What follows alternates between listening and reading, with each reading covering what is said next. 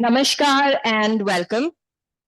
मैं आस्था आज रेडियो जागो की तरफ से यहाँ उपस्थित सभी अतिथियों का स्वागत और अभिनंदन करना चाहूंगी और आप सभी को धन्यवाद देना चाहूंगी और बधाई देना चाहूंगी कि आज इस ऐतिहासिक अवसर का आप एक हिस्सा बन चुके हैं और बनने वाले हैं।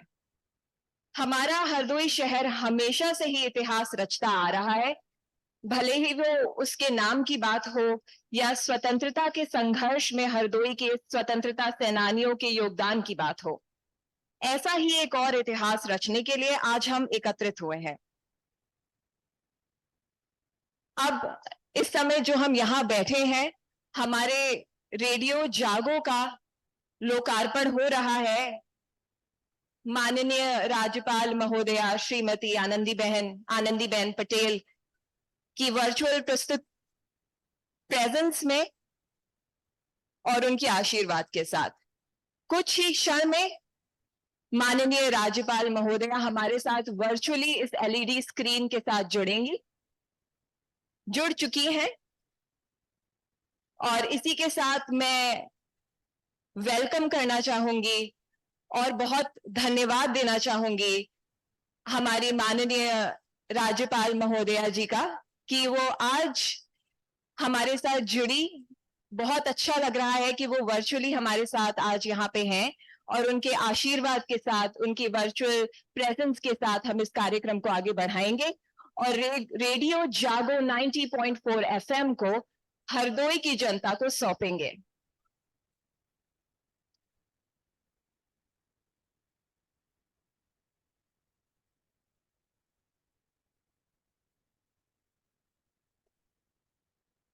अब मैं और इसी के साथ मंच पे हमारे सारे अतिथिगण आ गए हैं। मैं उन सबका स्वागत और अभिनंदन करती हूँ और इसी के साथ अब हम राष्ट्रगान के साथ इस कार्यक्रम की शुरुआत करेंगे जो कि स्प्रिंग डेल्स के बच्चे गा रहे हैं। और मैं सबसे अनुरोध करूंगी कि प्लीज अपने स्थान पर राष्ट्रगान के लिए खड़े हो जाइए। धन्यवाद।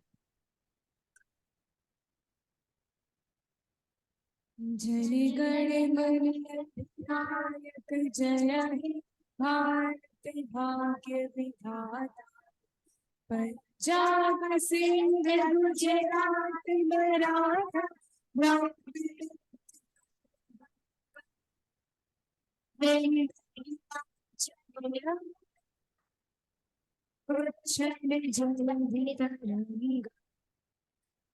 शुभ में जागे तब शुभ आशीष मांगे, गाहे तब जन गाथा। जय गण मंगल जय हे भारत भाग्य विधाता, जय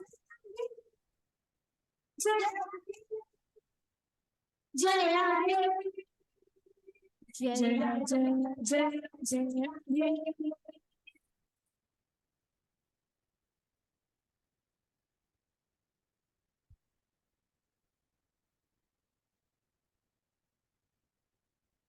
बहुत बहुत धन्यवाद।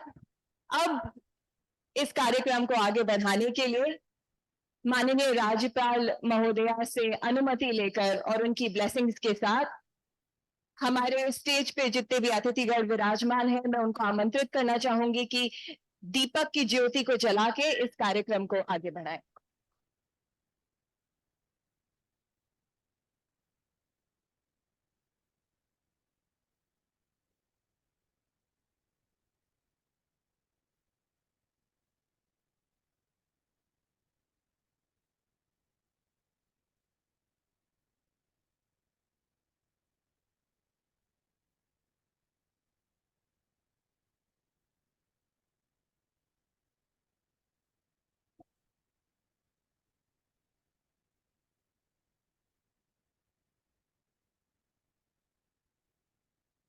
सर्वेषां स्वस्तिर्भवतु,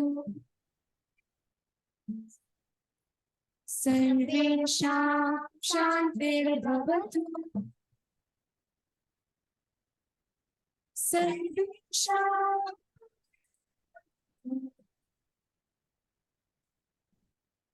सर्वेषां मङ्गलं भवतु।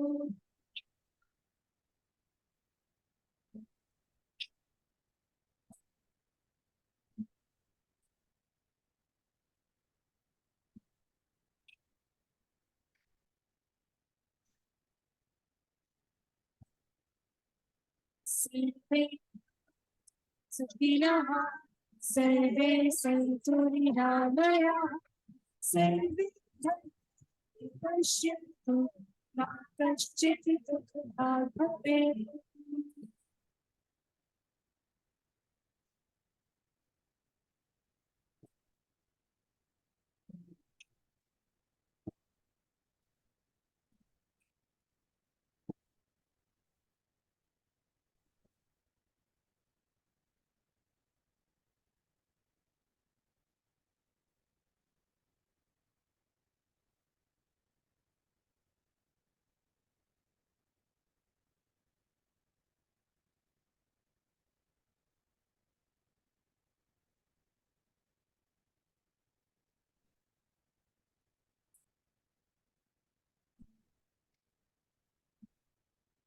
और अब मैं हमारे संस्था शिव शंकर डेवलपमेंट सोसाइटी के अध्यक्ष श्री अभय शंकर गौर जी को संस्था का एक संक्षिप्त परिचय देने के लिए और हमारी मुख्य अतिथि माननीय राज्यपाल महोदया जी को के स्वागत के लिए आमंत्रित करूंगी। आज हम हरदोई वासियों का ये एक सौभाग्य है कि हमारे बीच में हमारे उत्तर प्रदेश की ऊर्जावान माननीय राज्यपाल आनंदीबेन पटेल महोदया जी हमारे साथ वर्चुअली जुड़ी हुई हैं और उनका आशीर्वाद हमको प्राप्त हो रहा है। उनकी ऊर्जा से हम सभी लोगों को पता है कि प्रदेश में शिक्षा के क्षेत्र में उत्तरोत्तर वृद्धि हो रही है और इस प्रगति के कारण आज हमारे शिक्षा जगत के युवक और युवतियां रोजगार परक शिक्षा प्राप्त करने में लगातार आगे आ रहे हैं।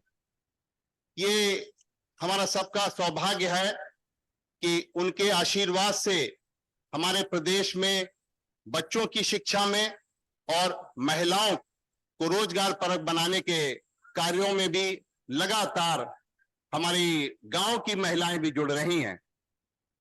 हमारे आज रेडियो जागो 90.4 FM का जो आज उद्घाटन माननीय राज्यपाल द्वारा अभी यहाँ किया जा रहा है, उसके लिए हम उनका हार्दिक स्वागत, अभिनंदन और आभार व्यक्त करते हैं कि उन्होंने अपने व्यस्ततम समय में से हमारा आज इस रेडियो जगत हरदोई में जो नया इतिहास बना रहा है उसका यहाँ पर वर्चुअली उद्घाटन किया जा रहा है।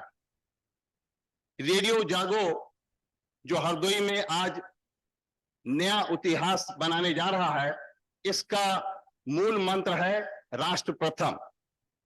राष्ट्र प्रथम के मूल मंत्र से हम जनमानस में जागरूकता पैदा करने का, युवाओं को उनकी जो एक जिज्ञासा है उसको पूरा करने का, उनकी ज्ञान की जिज्ञासा और पिपासा को पूरा करने का काम करेंगे।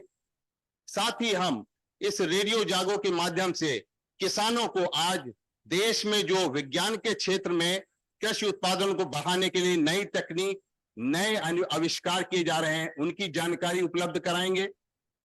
साथ ही साथ स्वास्थ्य के क्षेत्र में इस रेडियो जागो के माध्यम से जो नई चुनौतियां अभी पिछले दिनों हमने देखा और जो नए आज आविष्कार हो रहे हैं उनके बारे में हम बताएंगे।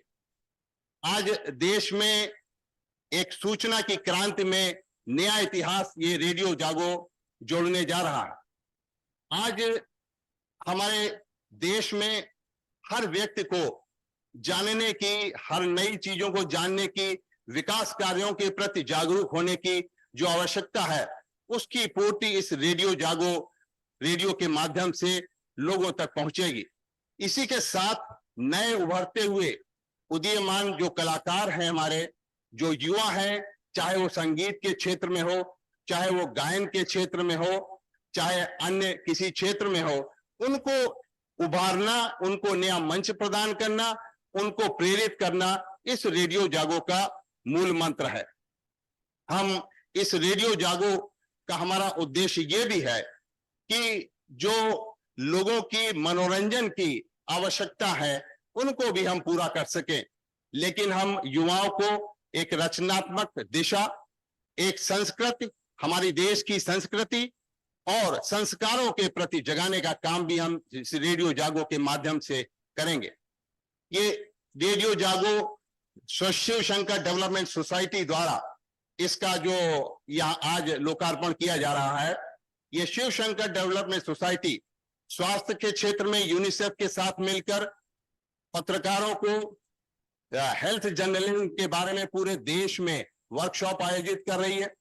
इसी के साथ ये शिव शंकर डेवलपमेंट सोसाइटी अन्य क्षेत्रों में, जैसे पर्यावरण के क्षेत्र में हरदोई का जो हमारा नैमिषारण्य तीर्थ परिक्रमा मार्ग है, उसके 52 किलोमीटर में आज से 10-12 साल पहले 10,000 वृक्ष लगाने का काम किया और सतत कार्य कर रहे हैं।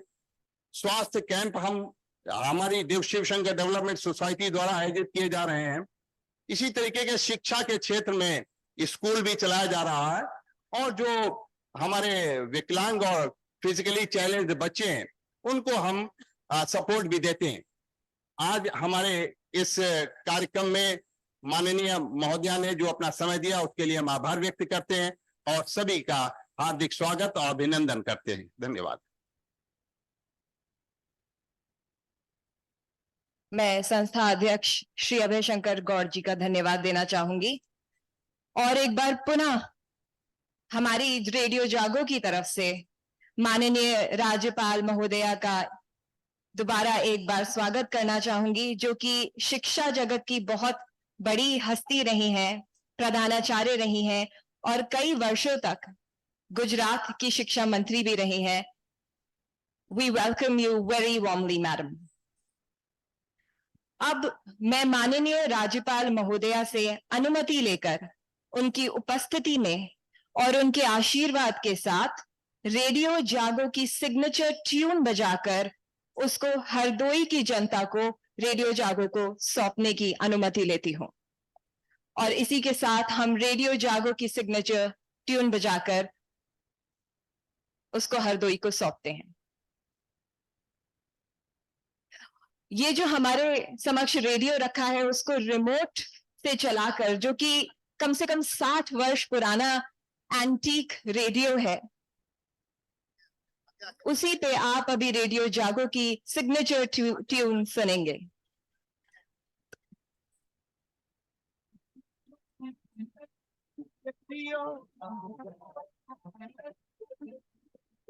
रेडियो जागो 90.4 FM। जागो जागो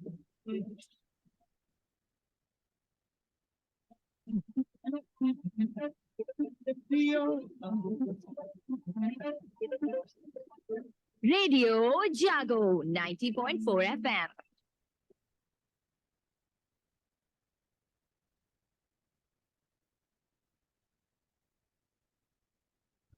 और इसी के साथ रेडियो जागो अब हरदोई की जनता का हो गया है, आपका हो गया है।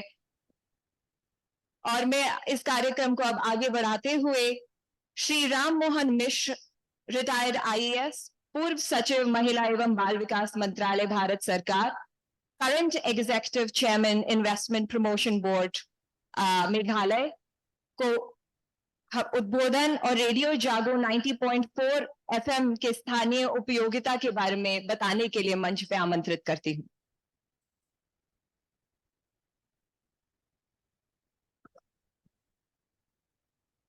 माननीय राज्यपाल महोदया, मंच पर आसीन विशिष्ट अतिथिगण, देवियों और सज्जनों,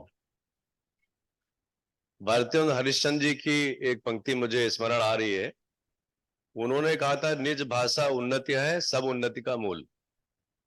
तो जो भाषाएं हम बहुत सारी सीखते हैं, पर जो मातृभाषा हमारी होती, जिसमें हमारा बचपन बीतता है, जो हमारी मिट्टी की खुशबू से जुड़ा रहता है, उस भाषा का जीवन में हमारे पोषण के लिए बहुत महत्व रहता है। तो रेडियो की एक सबसे बड़ी विशेषता ये होती है कि जैसे अब हम टेलीविजन देखते हैं तो उसमें हमको उसके साथ लगातार इंगेज करना पड़ता है। रेडियो इतना निस्वार्थ भाव से अपना काम करता है कि वो कहीं अपना चलता रहता है, अपना सूचनाएं भी देता रहता है, बट हमको बहुत ज्यादा डिस्टर्ब नहीं करता है। तो ये संचार का जो माध्यम है सदियों से बहुत ही सशक्त माध्यम रहा है।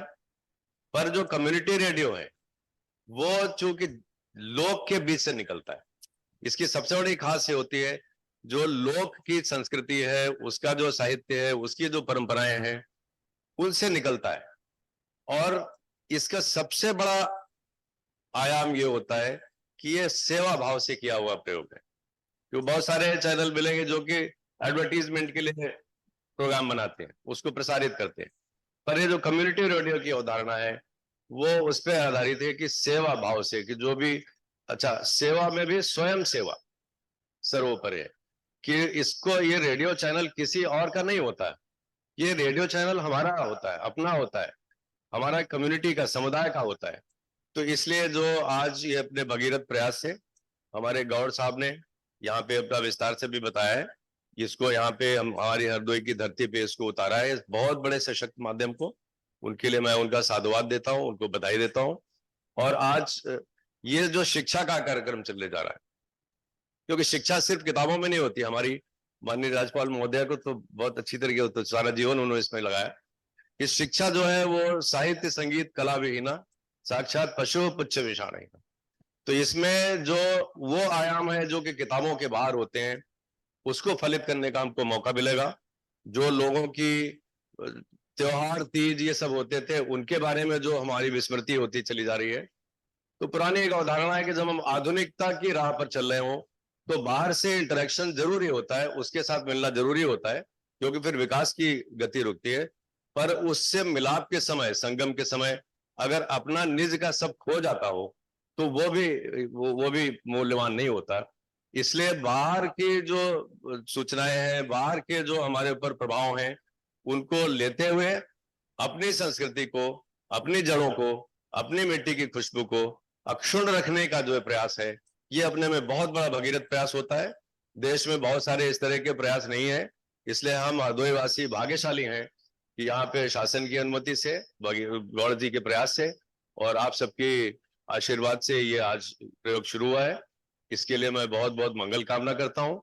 इसका लोकार्पण जो हमारी परम तपस्वी और विदुषी हमारी माननीय राज्यपाल महोदया के कर कमलों से हुआ है, उसको इस चैनल को लगातार आगे तक खींचने में बहुत ज्यादा मदद मिलेगी। और ये जो कम्युनिटी रेडियो का प्रयास है, पुरानी वेद की परंपरा से हमारा साना भवतु सानो भुनक्तु की जो परंपरा है, ये किसी एकल प्रयास से नहीं होता, हम सबका प्रयास है। तो आगे चलकर हम सब आज संकल्प लें कि इस चैनल को, इस अपना रेडियो जागो को, जब ये जागरण की दिशा में बढ़ रहा है, जगा रहा है लोगों को, उस जागृति लाने में एको हम बहुत श्याम करते हुए इसमें अपनी अपनी आहुति देते रहें, इस यज्ञ में अपना प्रयास और पुरुषार्थ देते रहें। आज के कार्यक्रम में हमारे जिला मजिस्ट्रेट और एसएसपी दोनों मौजूद हैं, उनका भी बहुत बड़ा योगदान इसमें रहेगा। कि हमारी जिला पंचायत की अध्यक्ष महोदया और हमारी उर्मिला बहन, जिन्होंने अपनी सेवा से अनुकरणीय उदाहरण अपने जनपद में प्रस्तुत किया है, उनकी उपस्थिति अत्यंत उत्साहवर्धक है। मैं उन सबका धन्यवाद करते हुए वाणी को विराम देता हूं। बहुत बहुत धन्यवाद।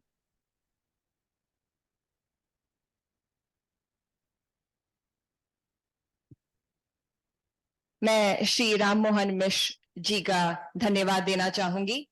और अब कार्यक्रम को आगे बढ़ाने के लिए स्प्रिंगडेल्स पब्लिक स्कूल के बच्चों द्वारा आत्मनिर्भर भारत वंदे मातरम गीत की एक रंगमंचीय प्रस्तुति आपके सामने प्रस्तुत है।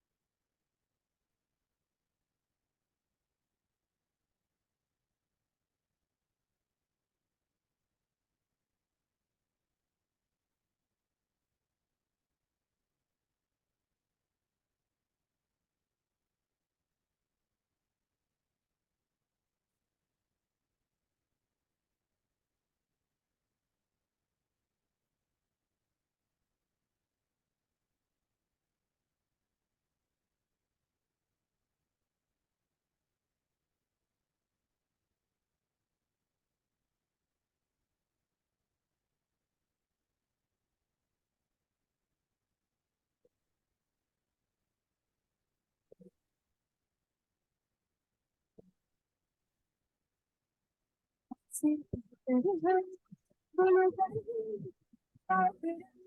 आत्मनिर्भर हम, बोलो मातरम।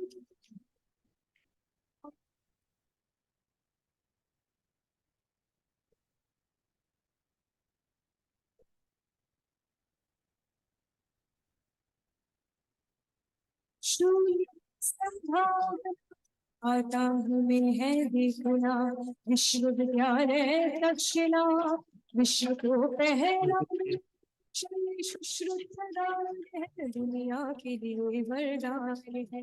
जब जो हमने ही सिखाया वसुदैव कुटुंबकम, आत्मनिर्भर हम, बोलो मातरम। हमसे बेहतर हम, बोलो मातरम।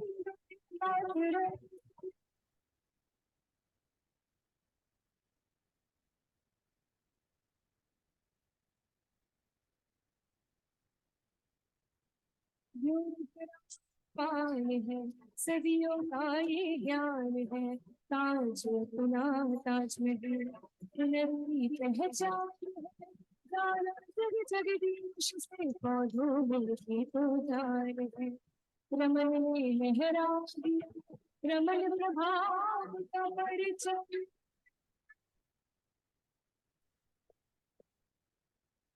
आत्मनिर्भर हम, बोलो मातरम। हमसे बेहतर हम, बोलो मातरम।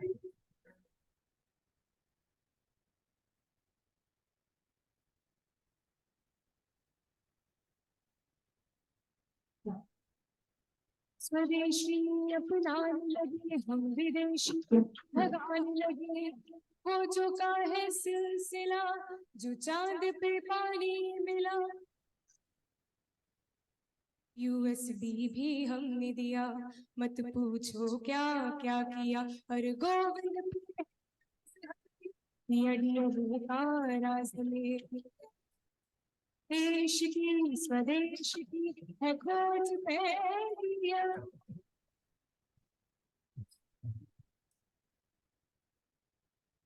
देश की स्वदेश की है खोज पहलिया।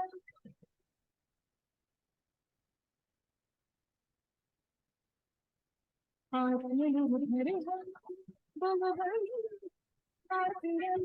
हमसे बेहतर हम, बोलो मातरम। आत्मनिर्भर हम, बोलो मातरम।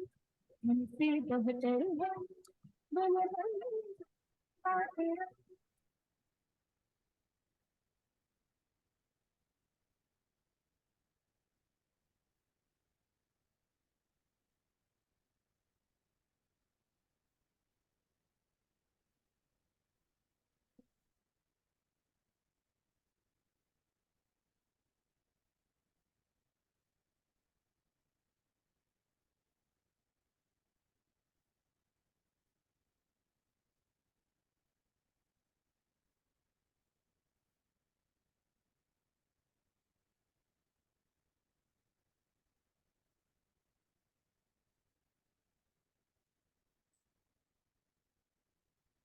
वंदे मातरम, वंदे मातरम। सुजला सुफला मलयज शीतला,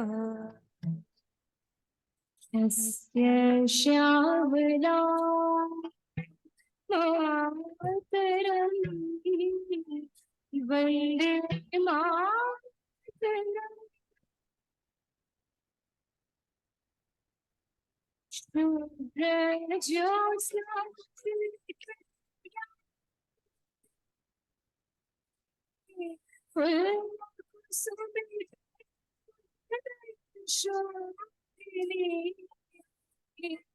सुहासिनी सुमधुर भाषिणी, सुखदाम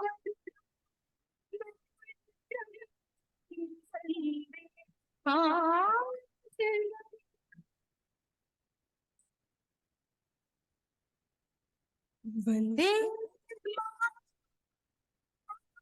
मातरम, वंदे मातरम, वंदे मातरम, वंदे मातरम, वंदे मातरम। एहसास थोड़ा तो जगाए अपने दिलों में भाई,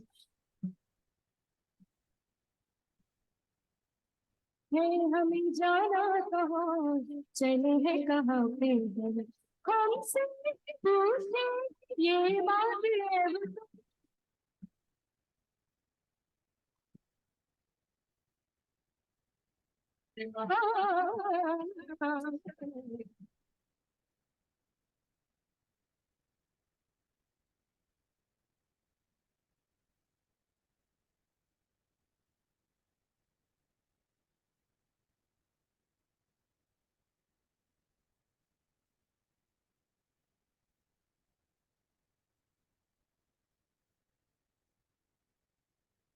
मैं हमारे स्प्रिंग डेज के छोटे छोटे बच्चों का धन्यवाद देना चाहूंगी।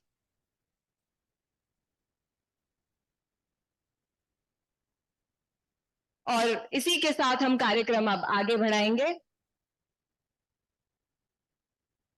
मैं अब हमारी श्रीमती उर्मिला बहन जी को, जो कि अध्यक्ष सर्वोदय आश्रम हरदोई की हैं, उनको आमंत्रित करना चाहूंगी कि वो उद्बोधन आकर के प्रस्तुत करें।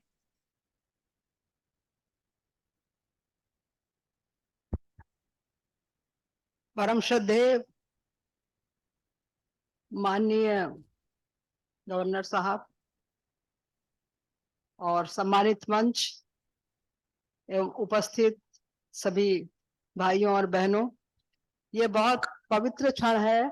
ये बहुत एक हरदोई के इतिहास में अमर होने वाला क्षण है कि ये 90.4 FM जो है हरदोई में शुरू होने जा रहा है। ये जो संस्था है शिव शंकर सोसाइटी, इसने हमेशा नए कीर्तिमान गढ़े हैं, नए काम किए हैं, खेत मजदूर किसानों के हक में खड़ी हुई है, उनके निःशुल्क लड़ाइयां लड़ी हैं। तो अब इससे अपेक्षा ही थी कि इस तरीके के काम ये संस्था करेगी आगे।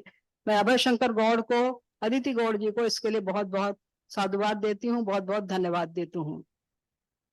जब हम अपनी राज्यपाल महोदया की बात करते हैं तो एक सक्षम मातृत्व का स्वरूप समझ में आता है।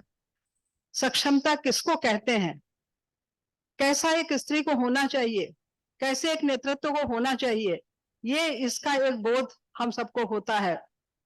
चाहे वो छत्तीसगढ़ की गवर्नर के रूप में, चाहे 2 बार मध्य प्रदेश की गवर्नर के रूप में, चाहे उत्तर प्रदेश की अब गवर्नर के रूप में, उन्होंने जिस तरीके के उदाहरण प्रस्तुत किए हैं पूरे देश के आगे, ये सिर नवाने योग्य है। राजभवन को उन्होंने एक मंदिर के रूप में बना दिया। राजभवन में एक छोटी सी कुटिया में समा गई और वो उन्होंने लोगों के लिए एक सादगी का उदाहरण प्रस्तुत किया। चाहे वो शिक्षा मंत्री रही हो, कितने उन्होंने प्रयोग किए। सक्रियता की तो वो मूर्ति है, बिल्कुल सक्रियता हम कैसी होती है हम उनमें देखते हैं कि वो किसी भी नौजवान को लजाने वाली है, इतनी सक्रियता है उनके अंदर। और हम सब लोग उसमें एक ऐसे रूप के दर्शन करते हैं जिनमें कि हम एक पूर्ण राजनीतित्व के दर्शन करते हैं, पूर्ण नेतृत्व के दर्शन करते हैं। ऐसे हमारी महामहिम जी हैं, उनकी हम सब पे कृपा है। हम सब अपने को बहुत भाग्यशाली मानते हैं, हरदोई की जनता अपने को बहुत भाग्यशाली मानती है और हमेशा उनसे प्रेरणा लेने को तत्पर है, हमेशा रहेगी। रेडियो की बात जहां तक है, रेडियो जैसा कि अभी मोहन भाई साहब ने बताया कि एक ऐसी चीज है जो कि मनुष्य की वृत्ति से जुड़ी हुई है। मनुष्य काम करना चाहता है, सुनते हुए काम करना चाहता है, गुनगुनाते हुए काम करना चाहता है। खाली बैठ के देखना उसकी वृत्ति नहीं है, वो अपने को अकेला महसूस करता है। लेकिन जब वो रेडियो के साथ होता है तो वो उसके साथ में वो चरवाहे के साथ भी होता है, वो राह चलते राहगीर के साथ भी होता है, बहुत लोगों के साथ वो होता है। वो जन का एक साधन है, मनोरंजन का, ज्ञान प्राप्ति का और सूचनाएं पाने का। ये जो 90.4 FM भी जो है आदर्श रखेगा, ये जनता की आवाज बनेगा, जनता तक सूचनाएं पहुंचाएगा। स्थानीयता की बात करेगा, इसमें प्रशासन को मदद करेगा, क्या समस्याएं हैं, कहाँ पे समस्याएं हैं, ये बताने का काम करेगा। और इसके अलावा बहुत कुछ जानकारी देने का काम करेगा, जैसा कि अभय शंकर गौड़ साहब ने कहा। तो इसके जरिए हरदोई और सशक्त हुआ है। इस एफएम 90.4 एफएम के जरिए ज्यादा सशक्त हुआ है हरदोई, अगर हम कहेंगे तो इसमें कोई भी अतिशयोक्ति नहीं है। इसके लिए मैं पुनः पुनः शिव शंकर सोसाइटी को बहुत धन्यवाद देती हूँ और बहुत बहुत आभार प्रकट करती हूँ कि वो इतनी क्रांतिकारी चीज जो है कम्युनिटी रेडियो हम सबके बीच में लाए। इसके लिए बहुत बहुत धन्यवाद, आभार।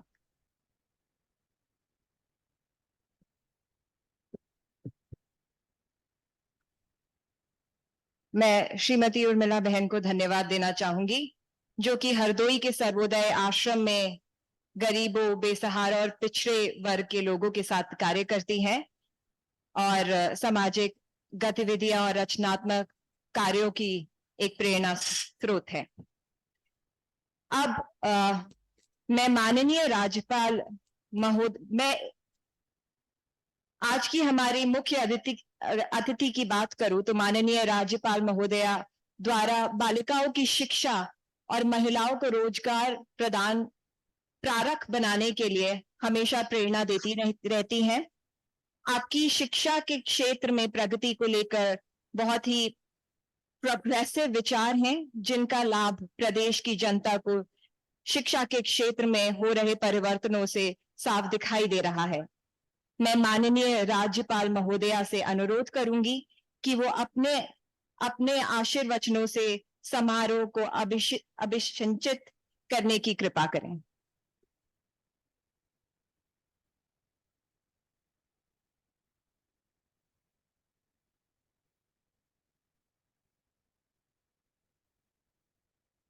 माननीय जिला पंचायत अध्यक्ष श्रीमती हेमवती वर्मा जी, सामुदायिक रेडियो स्टेशन एवं शिव शंकर डेवलपमेंट सोसाइटी के अध्यक्ष श्री अभय शंकर गौड़ जी, सर्वोदय आश्रम की अध्यक्ष श्रीमती उर्मिला बहन जी, राज्य निवेश विकास बोर्ड के अध्यक्ष श्री राम मोहन मिश्र जी, जनपद के कलेक्टर श्री और एसपी, उपस्थित सभी महानुभाव, जो स्कूल में Spring Dales Public School Hardoi जिसमें एक कार्यक्रम का आयोजन हुआ है, सभी प्यारे बच्चे, स्कूल के सभी टीचर्स, सबको मैं बहुत बहुत बधाई देती।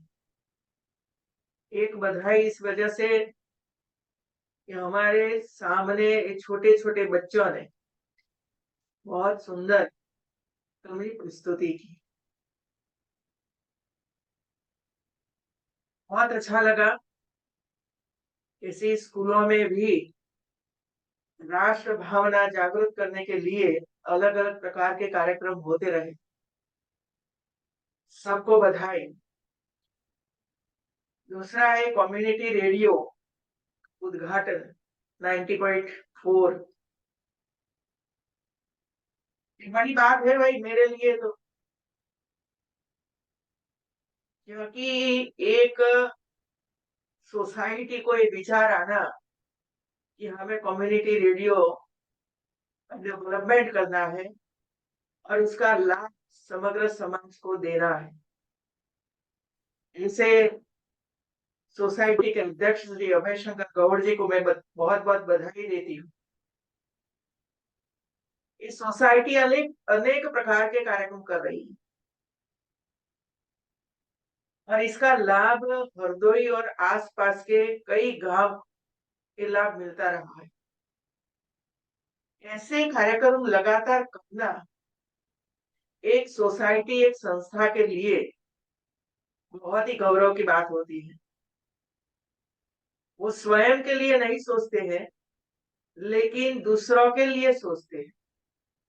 किसानों के लिए सोचते हैं, महिलाओं की समस्याओं के बारे में सोचते हैं और छोटे छोटे बच्चों उसकी शिक्षा और उसकी हेल्थ के बारे में सोचते हैं। सरकार इतना ही काम करे,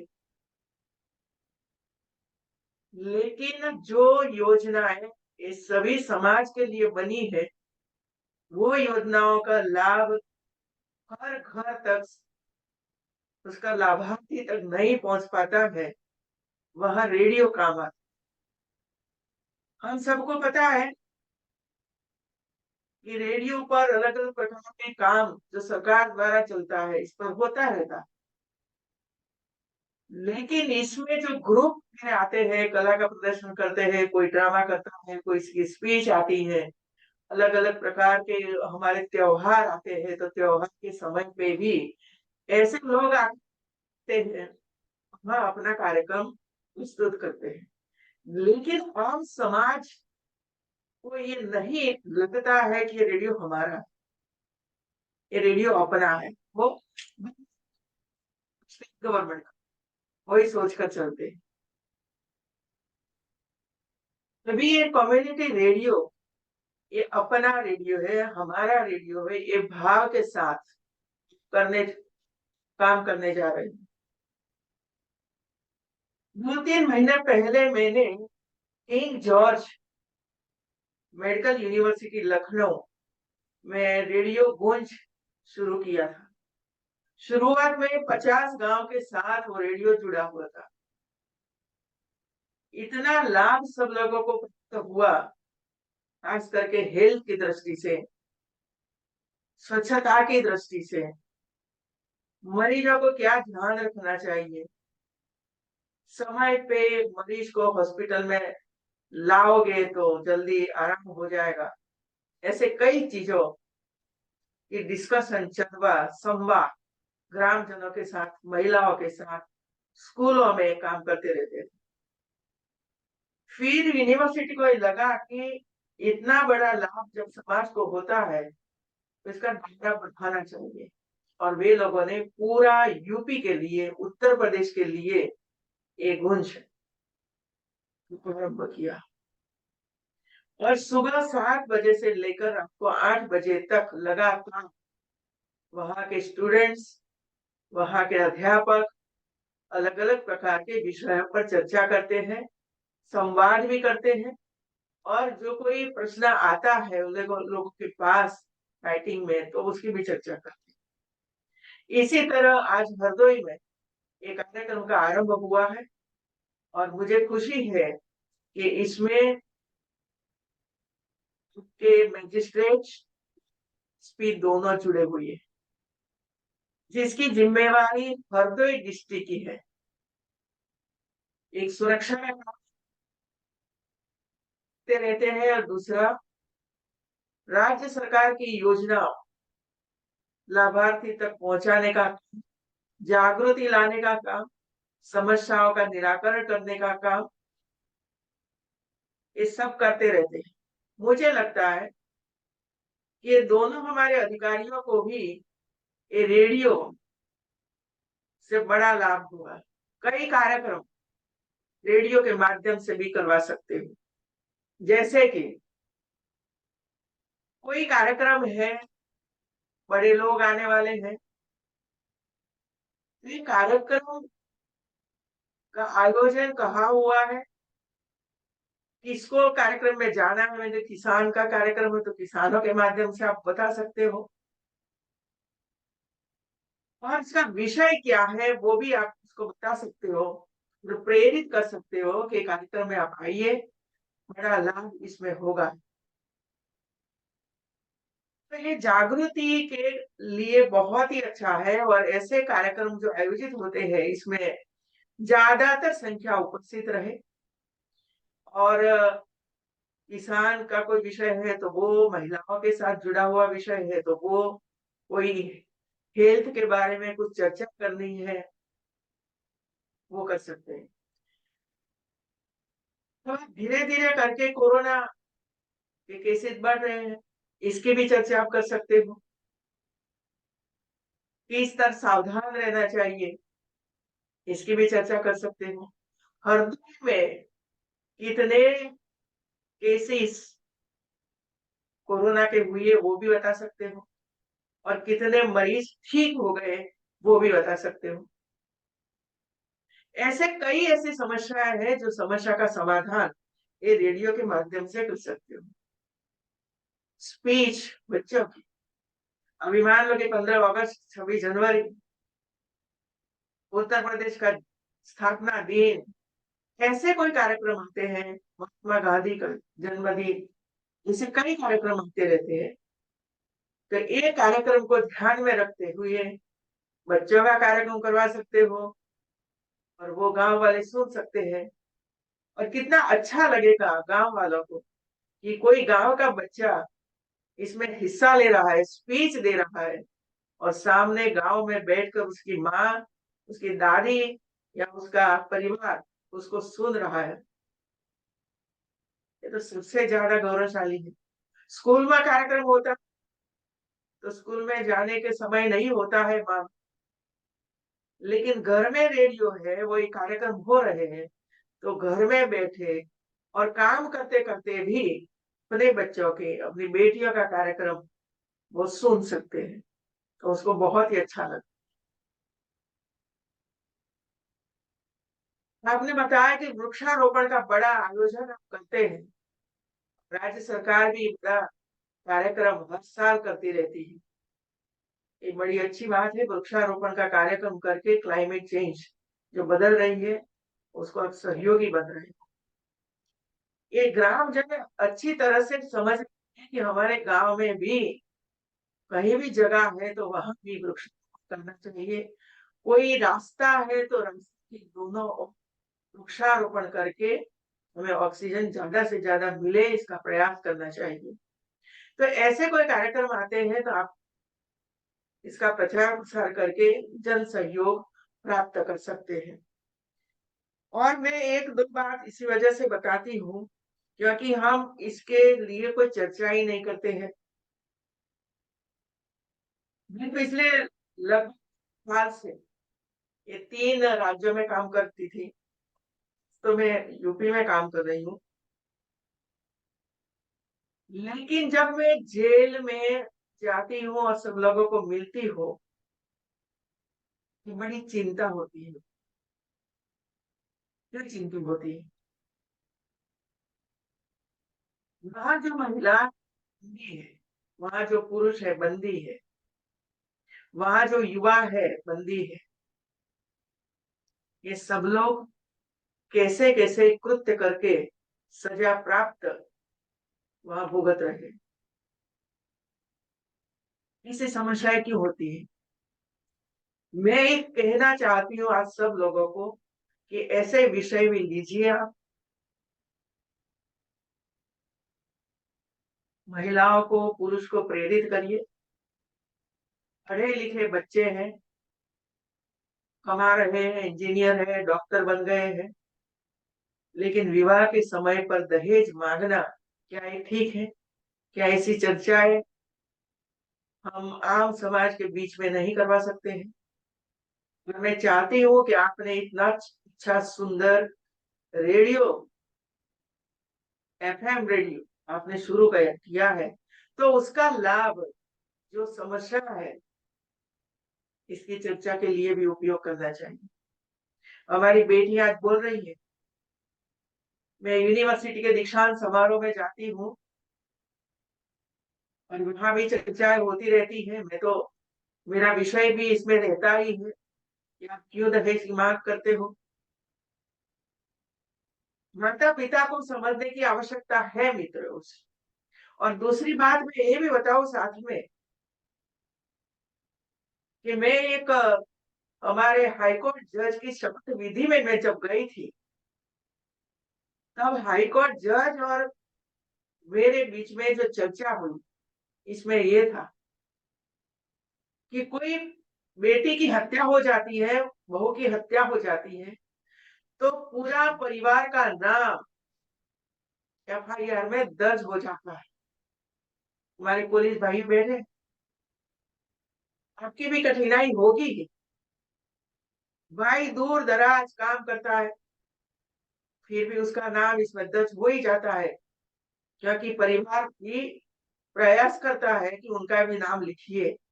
और इसी वजह से आज पूरा परिवार छोटे बच्चों के साथ, 2 साल 3 साल के बच्चों के साथ 14 साल की 20 साल की सजा जेलों में भुगत रहे हैं। क्या हम कम नहीं करवा सकते? शिक्षा का अर्थ क्या है मित्रों? ज्ञान का अर्थ, यदि इसका उपयोग हम हमारे जीवन में नहीं करते हैं, हमारे व्यवहार में नहीं उतरते हैं, तब पढ़ने का अर्थ क्या है? हमारे साधु संत लगातार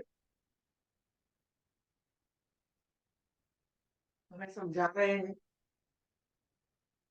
कई एग्जाम्पल देते रहे हैं, फिर भी समाज में जो घटनाएं कम होनी चाहिए वो कम नहीं होती है। 3 साल का बच्चा भी जेल काट रहा है। क्या इसका भविष्य सोचा है कभी हम लोगों ने?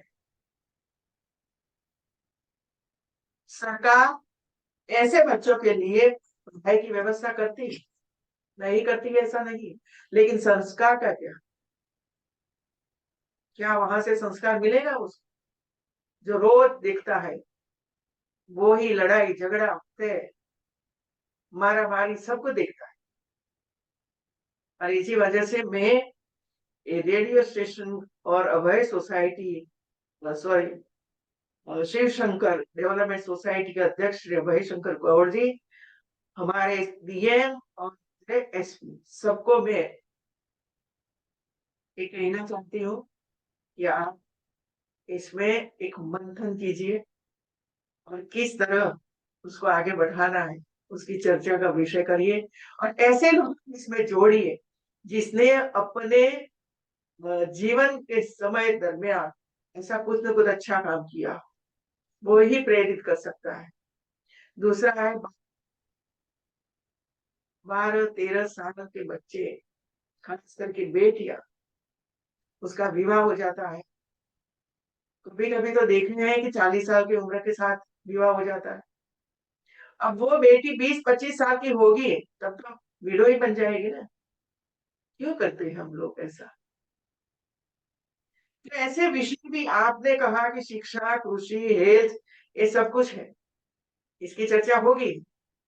लेकिन मैं आज इसी वजह से आपके सामने मैं आई। वैसे तो मुझे वहां आना चाहिए था, लेकिन ये आचार संहिता की वजह से मैं नहीं आई और इसी वजह से ऑनलाइन ये कार्यक्रम हुआ। लेकिन मैं चाहती थी कि मैं ये कार्यक्रम में उपस्थित रहूं और इसके बारे में मैं कुछ बताऊं। 14 साल 20 साल जेल में काट, कितनी कठिनाइयां होती होगी। और एक बहू के पास 5 लाख 10 लाख 25 लाख एक मकान मांग लिया तो क्या जिंदगी पूरी हो जाएगी आपकी? नहीं होगी। तो क्यों हम करते हैं? ईश्वर की साक्षी को मानकर गांव घाव प्रतिज्ञा करवाइए कि हम ऐसे दहेज की मांग नहीं करेंगे और बाल विवाह भी नहीं करेंगे। ये करने की बहुत ही आवश्यकता है। मैं बच्चियों को सुनती हूँ कि महाराजगंज जनपद की लगभग 12-15 छोटी छोटी बच्चियां, 8वीं कक्षा की 9वीं कक्षा की बच्चियां, बाल विवाह बंद करो और दहेज प्रथा बंद करो, ऐसे नुक्कड़ नाटक गांव गांव जाकर कर रही है। और कई बेटियां भी बचा रही है, समझा रही है गांव में जा, जिसका मैरिज के बारे में सोचता है कि उसका मैरिज करना है, 13 साल की बेटी है तो वहां पहुंच जाती है और समझाती है। यदि ऐसी छोटी बच्ची अभी गांव में घर घर जाकर समझा सकती है तो हम तो बड़े लोग हैं, हमारी प्रतिष्ठा है समाज में, हमारे पास पावर भी है, ये पावर का भी उपयोग कर सकते हैं। एक जनपद में मैंने जब एक पुलिस अधिकारी को मैंने कहा कि आप बाल विवाह क्यों बंद नहीं करवाते हो, तो उसने मुझे ये जवाब दिया कि कोई एप्लीकेशन नहीं करता है। अरे भाई, ये तो कानून है, इसमें एप्लीकेशन की कोई आवश्यकता नहीं है मित्र। आपकी पूरी फोर्स गांव गांव तक कहाँ मैरिज हो रहा है सबको पता है। तो मैं सुरक्षा अधिकारियों को भी ये कहना चाहती हूँ कि आप कानून, दूसरे कानून तो काफी कुछ करते हो भाई, लेकिन दहेज और ये दोनों पर प्रतिबंध है। केंद्र सरकार का एक कानून है कि नहीं ले सकते हैं, बाल विवाह नहीं कर सकते। इसका अर्थ ये हुआ कि हमारी जिम्मेवारी है कि कोई अर्जी करे या ना करे, लेकिन हमें बंद करवाना चाहिए। ये मैं आपके अपेक्षा करती हूँ मित्रों। डीएम की भी जिम्मेवारी करता है, मैजिस्ट्रेट हो, एप्लीकेशन आए तब उसका अमलवारी आप करें, ये ठीक नहीं है मित्रों। और मैं दिल से बोलती हूँ क्योंकि मैंने कई ऐसी महिलाओं को देखा है, सुना है, उसकी परेशानियां वो कैसे झेल रही है वो भी पता है। ठीक ढंग से हमारी जो सुरक्षा व्यवस्था है इसका भी हम वो करेंगे। पूरा परिवार का नाम था, लेकिन पूरा डिटेल में जाकर पता तो करो भाई कि उसका ही बड़ा बेटा तो कहीं और जगह पर था। तो एफआईआर में भले नाम हो जाए, लेकिन बाद में तो निकाल सकते हो। आज का ये कार्यक्रम मेरी दृष्टि से बहुत उपयोगी था और ये काम आपने किया है। और जो हमारे जनपद के अधिकारी हैं उसकी हेल्प भी आपको मिली है, मार्गदर्शन आपको मिला है। और हमारी उर्मिला में भी वहां उपस्थित रही है, उसने भी बहुत अच्छी बात की आप सबको। वो सर्वोदय आश्रम में कई लड़कियों को पढ़ा रही है।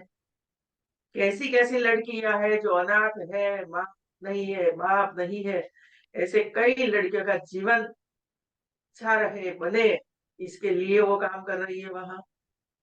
और ये बहुत ही जरूरी है कि समाज ऐसे ऐसे कार्यक्रम करते रहेंगे, काम करते रहेंगे, तो आने वाले समय में हमारी कई समस्याएं पूरी हो जाएगी और एक अच्छा समाज हम बना पाएंगे।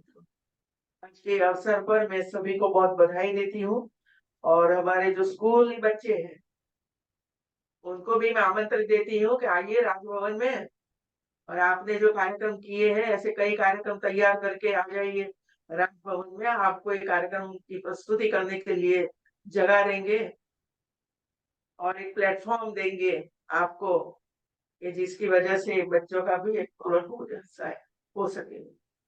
बहुत बहुत बधाई टीचर्स को, अध्यापकों को और सबको धन्यवाद।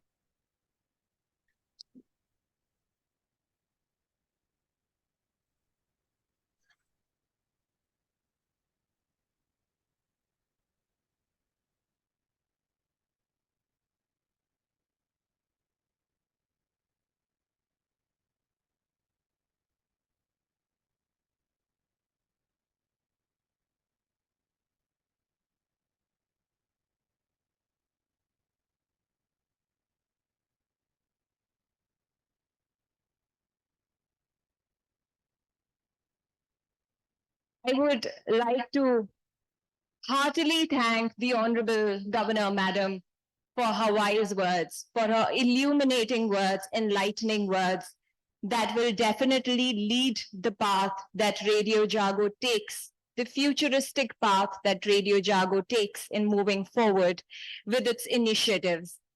It was set with the core philosophy and belief of making a community and ensuring that the population of the local population of Hardoi gets benefited through its initiatives and through everything that it has planned.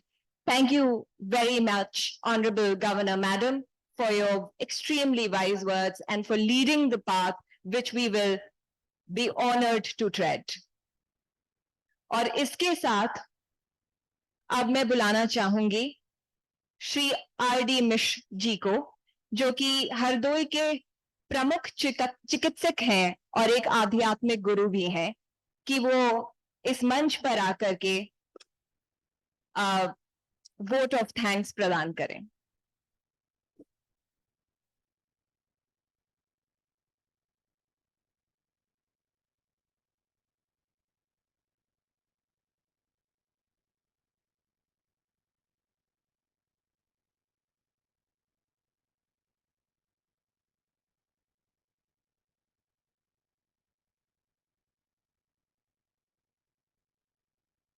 आज बहुत ही ये शुभ दिन है कि हरदोई को ये दुर्लभ चीज प्राप्त हो रही है, जिसके माध्यम से बहुत कुछ कहा जा चुका है और आपने एफएम की विशेषता भी सुनी। दो लाइनें के बाद में मैं कहना चाहूंगा कि एफएम क्या है। यूं तो साइंस की भाषा में एफएम को हम फ्रीक्वेंसी मॉड्यूलेशन कहते हैं। भिन्न भिन्न लोगों को इससे लाभ भी मिलेगा। हमारी हरदोई की प्रतिभाएं चमकेंगी जो कि टीवी स्टेशन तक नहीं जा सकती हैं, जिसकी कहीं पहुंच बाहर तक नहीं हो सकती है। लेकिन मैंने इसको दूसरी दृष्टि से देखा। रेडियो और टीवी को आप कंपेयर करते रहिए, ठीक है, लेकिन फ्रीक्वेंसी मॉड्यूलेशन का जो अर्थ मैंने इस अपनी मत में निकाला वो है फ्री मीडियम ऑफ कम्युनिकेशन। आपको किसी इसमें रिचार्ज की जरूरत नहीं, किसी फीस की जरूरत नहीं।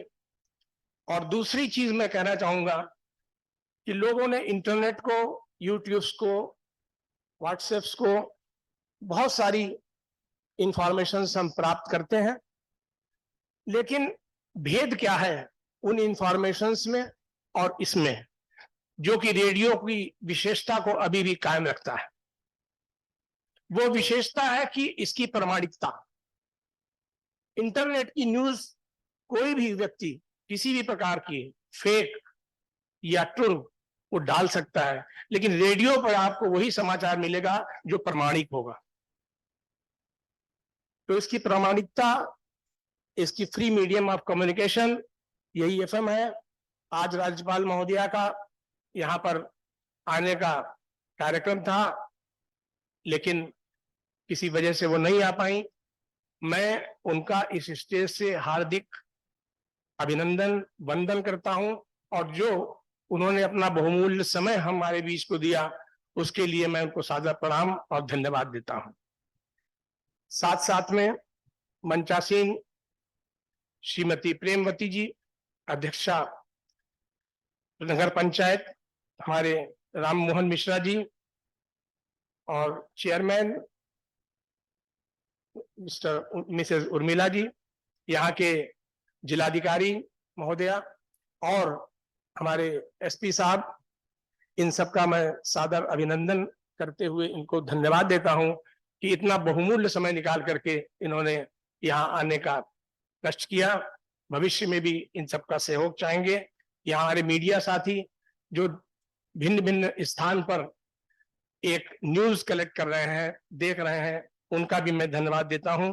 और साथ साथ में जो भी कोई यहाँ पर हमारे साथी आए हैं, हमारे श्रोता आए हैं, हमारे टीचर्स आए हैं, स्कूल के बच्चे जिन्होंने कितना अच्छा प्रदर्शन किया, सबको धन्यवाद देते हुए मैं सबको प्रणाम करता हूं।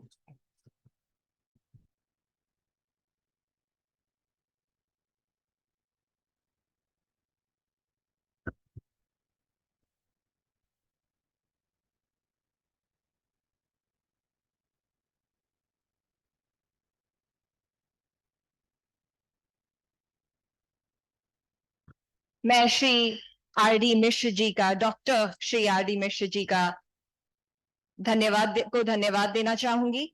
और इसी के साथ अब हम इस कार्यक्रम की समाप्ति की तरफ बढ़ रहे हैं और मैं एक बार पुनः स्प्रिंगडेल्स के छोटे छोटे बच्चों को आमंत्रित करना चाहूंगी कि वो राष्ट्रगान के साथ हमको इस कार्यक्रम की समाप्ति की ओर ले जाएं।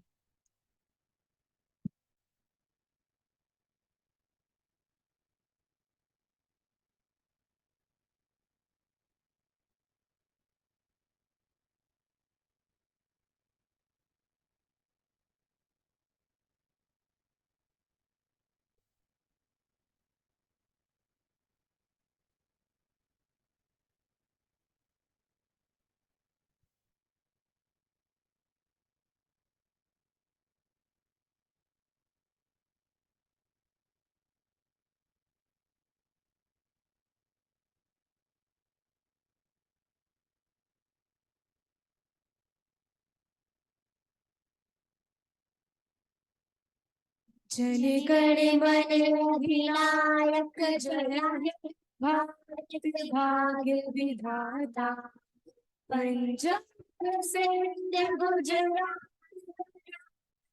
द्राविड़ उत्कल बंग हिमाचल यमुना उच्चल जलधि तरंग तब शुभ नाम पे जागे तब शुभ शिष्य मांगे गावे जय गाथा जन गण मंगलदायक जय हे भारत भाग्य विधाता जय जय जय जय जय जय जय हे